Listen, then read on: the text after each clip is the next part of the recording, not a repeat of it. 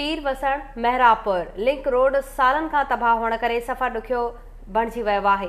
Road में 2 फुटनि ताईं खॾा बि पइजी विया आहिनि। इलाइक़े वासियुनि जो चवणु आहे त दाइण बावजूदि रोड जी मरम्मत नथी कराई वञे। वधीक तफ़सील फयाज़ अली ज़रदारी जी हिन रिपोर्ट में। इन वक्त असां पीर वसण मेहरापुर लिंक रोड ते मौजूद आहियूं, जेको रोड काफ़ी सालनि खां वठी न ठही सघियो आहे, जंहिंजे करे आवाम खे काफ़ी वञण में मुश्किलात पेश अचे थी पई।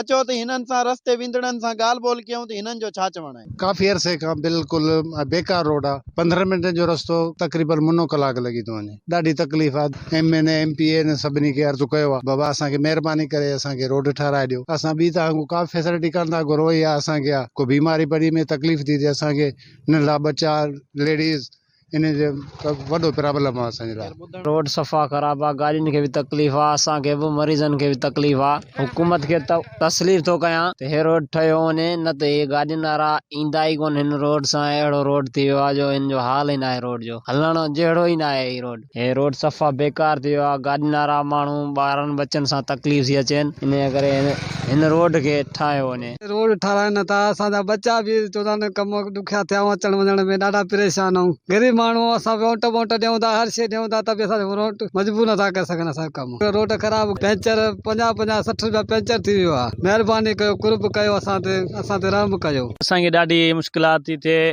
असां जेको आहे सो नई गाॾी था वठूं, उहा आई 2 ॾींहं 3 ॾींहं पंचर ट्यूब चेंज। असां गरीब माण्हू रोज़ी कमायूं या असांजी गाॾियूं ठाराईंदा वठूं। रोड तक़रीबन हिन खे काफ़ी अरसो थी वियो आहे त हीउ रोड न ठहियो वियो आहे। 2 फुट जा हिन में खॾा लॻा पिया आहिनि। असांखे मुश्किलात थी थिए। असांजा ॿार स्कूल वेंदा आहिनि।